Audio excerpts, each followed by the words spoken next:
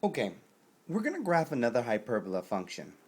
You can tell again it's a hyperbola function because it has a negative value and it equals 1 with two denominators given two quantities squared. So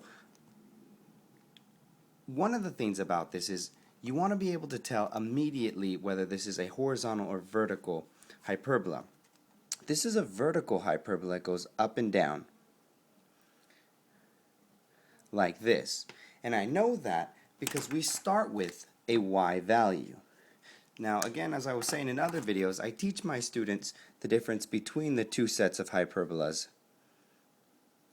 This one looks like an x, and if you cover this and drop a line down, this one can look like a y. So you can tell the difference between those based on what you start with. So again, the directions are the same as they were in the previous video. You don't have to stress about any new rules. Find the center.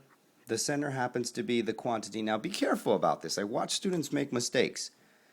What makes this 0? 1 does, but that means y must equal 1. What makes this 0?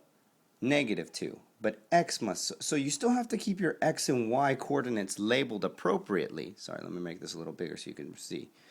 You still got to label them appropriately based off of what they're being used for.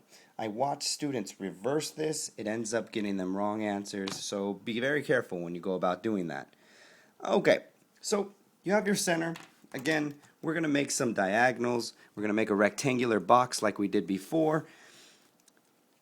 In the y direction, up and down, I'm going to move 2.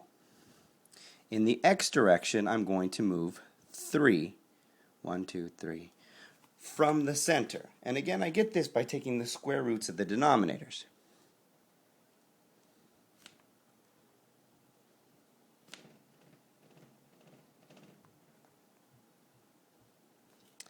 From there, I'm going to make two diagonals.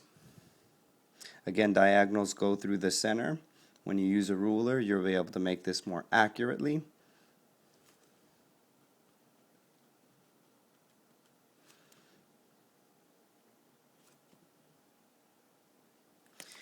And again, because we said that this was a vertical hyperbola, we're going to go from our center, go to the edge of the box, make a dot, go to the bottom of the box, make a dot.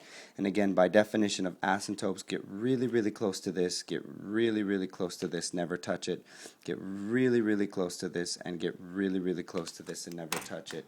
And this is a very fast and easy way to graph hyperbolas without using inputs and outputs.